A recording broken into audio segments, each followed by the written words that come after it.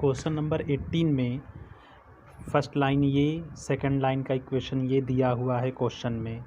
इसको अगर हम इस तरह ट्रेस कर लें, यानी पहली लाइन ये हुई, दूसरी लाइन ये हुई। अब कह रहा है कि इस लाइन और इस लाइन के प्रतिच्छेद बिंदु का निर्देशांक, यानी प्रतिच्छेद अगर मान लें कि P पे कर रहा है तो P का कोऑर्डिनेट निकालना है, जबकि इक्वेशन ये और ये दिया है। तो ये वाला पॉइंट जो P है वो इस लाइन पर भी स्थित है और इस लाइन पर भी स्थित है। तो इन दोनों इक्वेशन में से किसी एक को आप स्मॉल r के बराबर करके एक्स वाई जेड का मान जैसे निकालते हैं उस तरह निकालेंगे, क्योंकि ये दोनों पर स्थित है। तो किसी एक में से अगर हम पहले वाले इक्वेशन को r के बराबर कर दें, x-4/5 y-1 2 z-1 = r, ये हम इसके भी इक्वल कर सकते थे। तो यहाँ से पहले माना P का निर्देशांक, तो यहाँ से एक बार इसको और इसको बराबर करो आप। तो यहाँ इसको बराबर करेंगे तो x की वैल्यू हो जाएगी 5r + 4, इसको और इसको इक्वल करेंगे तो 2r + 1, इसको करेंगे तो ये r, यानी ये बिंदु P का निर्देशांक मान लिए। सिंस P रेखा 2 पर स्थित है, जब ये वाला ये पॉइंट लाइन 2 पर स्थित है तो इसका कोऑर्डिनेट इसको भी सेटिस्फाइड करेगा, यानी ये वाला बिंदु इसमें रखा जाए तो इसको संतुष्ट करेगा। तो एक्स वाई जेड की वैल्यू आप इसमें रखो, दो वाले में, यानी 5r + 4 -1/2 = 2r + 1 -2/3, यानी इसमें रख रहे हैं ये r -3/4। अब इसको चाहे इसको या इसको और इसको बराबर करके r का मान निकालो आप। चलो इसको और इसको ही बराबर अगर हम कर दें तो ये क्या हो जाएगा, 5r + 3/2 2r -1/3 क्रॉस मल्टीप्लाई, तो ये 15r + 9, ये 4r -2 11r, ये इधर चला जाएगा -11, तो r की वैल्यू -1। इसलिए अब P का निर्देशांक निकालना था, तो ये रहा P का निर्देशांक, यानी ये r का ये -1 इसमें आप रख दो। तो यहाँ लिख दो आप प्रतिच्छेद, यानी इंटरसेक्टिंग पॉइंट, P का निर्देशांक इसमें, यानी इस वाले में आप r का मान रख, यहाँ -1 रखा जाएगा तो -1, यानी -5 + 4 यानी -1, यहाँ पे रखेंगे -1 r का मान तो -1, यहाँ पे रखा जाएगा -1। यही इस क्वेश्चन का आंसर होगा। क्वेश्चन नंबर 21 में कह रहा है कि रेखा x-1/2 = y - 2/1 z/-4 तथा x = -3, y - 4/3 z-2/-1 के बीच का कोण, मतलब दो रेखा दी हुई है उनके बीच का कोण निकालना है।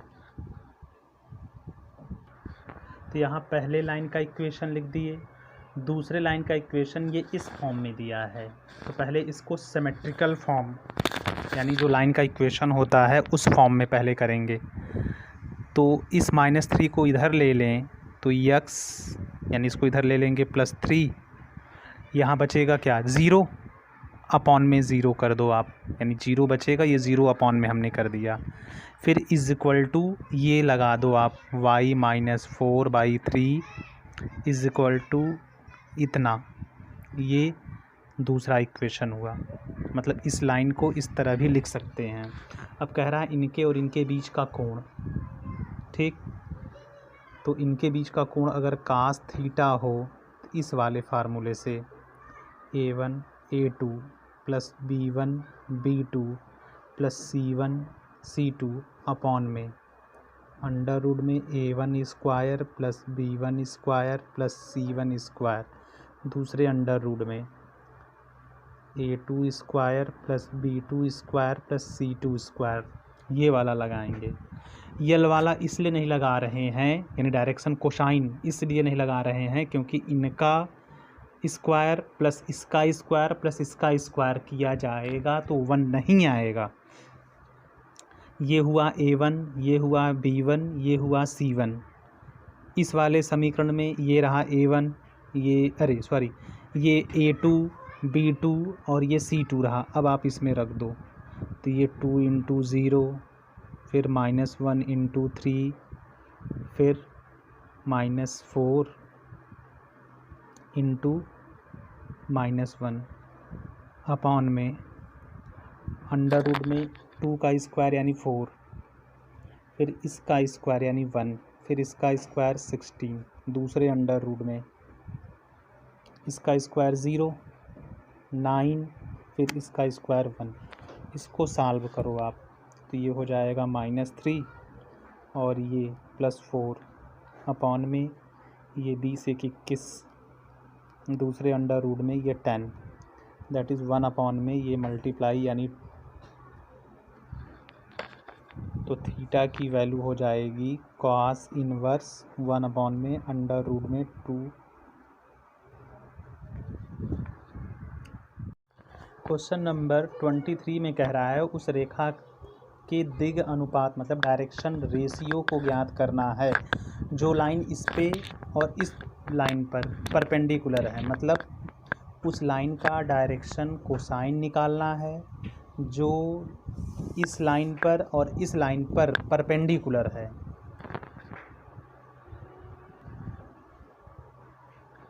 कुछ इस तरह है, यानी इस वाले लाइन का इसका डायरेक्शन रेशियो निकालना है जबकि ये लाइन इन दोनों पे परपेंडिकुलर है। अगर इसका डायरेक्शन रेशियो हम मान लेते हैं ABC है तो ABC का मान, इस लाइन का इक्वेशन अगर दे माना जाए x - 7 अपॉन में 2 is equal to y + 17 upon में -3 और z -6 अपॉन में 1 है।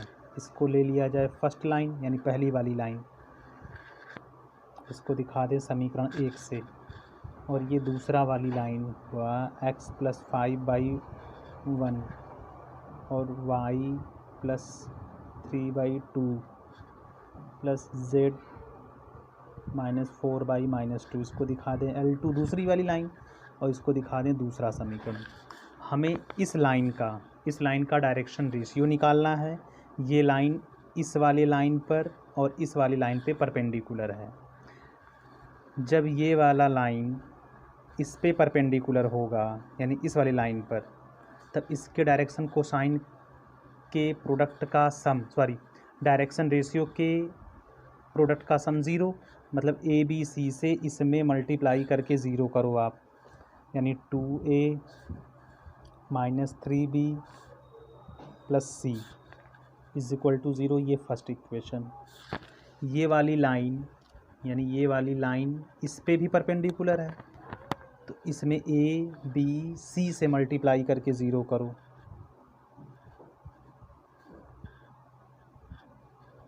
ये दूसरा इक्वेशन।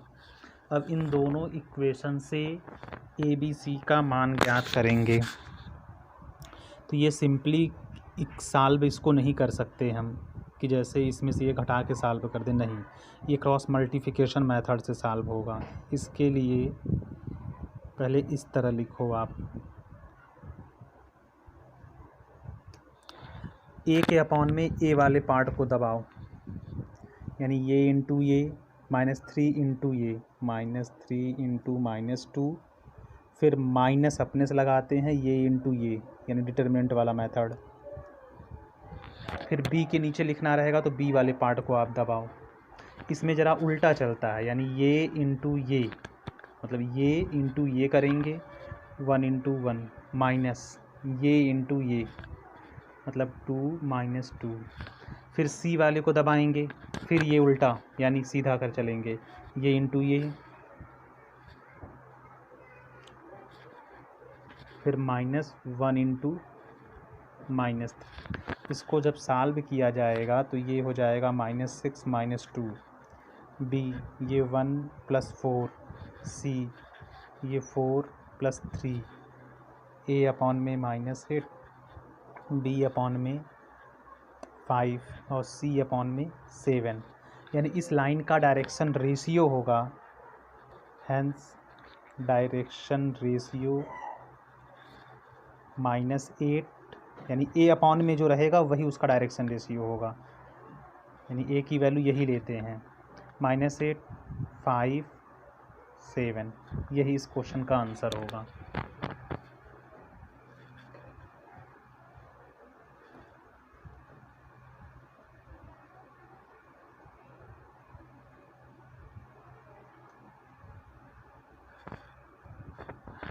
ट्वेंटी 4 नंबर क्वेश्चन में कह रहा है कि उस रेखा का समीकरण ज्ञात करो जो बिंदु 2 3 -1 से होकर जाता है और इस रेखा तथा इस रेखा दोनों पे परपेंडिकुलर हो। जिस तरह 23 नंबर वाला क्वेश्चन था सेम टू सेम उसी तरह करेंगे, बस इसमें उस लाइन का इक्वेशन निकालना है, यानी समीकरण ज्ञात करना है, यानी एक स्टेप आगे बढ़ा जाएगा इसमें। तो पहले उस लाइन का डायरेक्शन रेशियो निकालो आप। ये इस तरह है, एक लाइन अपने मन से हमने कर दिया है ए बी, जिसका इक्वेशन ये क्वेश्चन में है। एक दूसरा एक लाइन है सी डी, इसको डी, जिसका इक्वेशन हमने ये इस लाइन का इक्वेशन ये क्वेश्चन में दिया हुआ है। अब एक तीसरी लाइन है पी क्यू, जो इस लाइन और इस लाइन दोनों पे परपेंडिकुलर है, और P का कोऑर्डिनेट अगर हम मान लेते हैं 2 3 -1 ये क्वेश्चन में दिया हुआ है, तो P क्यूब का इक्वेशन निकालना है। तो P क्यूब की लाइन P क्यूब के इक्वेशन के लिए एक पॉइंट चाहिए जो कि ये पहले से दिया है। अब P क्यूब का डायरेक्शन रेशियो निकालो आप। तो डायरेक्शन रेशियो के लिए ये लाइन इस पे भी परपेंडिकुलर है, जब इस पे परपेंडिकुलर है तो इसके डायरेक्शन रेशियो के प्रोडक्ट का सम 0।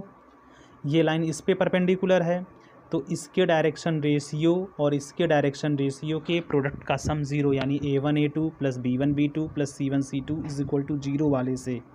तो पहले यहाँ ये मान लें, माना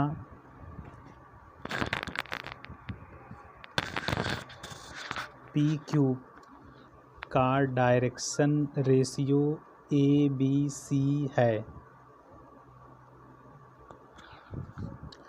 फिर सिंस P क्यूब इज़, मतलब P क्यूब परपेंडिकुलर है AB पर, जब ये लाइन इस पे परपेंडिकुलर है और इसका डायरेक्शन रेशियो हम मान लिए हैं ABC है, तो इसमें A से मल्टीप्लाई यानी 3A प्लस इसमें B से मल्टीप्लाई 2B प्लस इसमें C से मल्टीप्लाई यानी 4C = 0। ये एक बनाओ, यहीं पे कर दो आप, और P cube is perpendicular to CD। जब इस पे भी परपेंडिकुलर है तो इसमें A, इसमें B, इसमें C से मल्टीप्लाई करके आप 0 दिखाओ। तो जैसे इसके पहले वाले क्वेश्चन में ABC का मान निकाले थे उसी तरह, यानी A को दबाएंगे, ये इंटू ये यानी 8, ये 12, फिर B वाले में ज़रा उल्टा हो जाता है, यानी ये इंटू ये करेंगे 4, फिर ये इंटू ये, C में ये इंटू ये यानी 9 -2, यहाँ पे A अपॉन में -4, B अपॉन में -8, C अपॉन में ये हो जाएगा 7।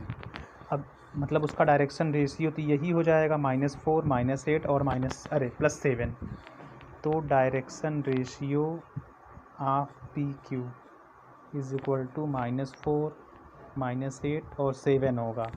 अब इक्वेशन ऑफ, मतलब समीकरण, इक्वेशन ऑफ P क्यू ये हो जाएगा x - 2 y - 3 और z + 1 अपॉन में जो ये है -4 -8 अपॉन में -7, यही इसका आंसर होगा।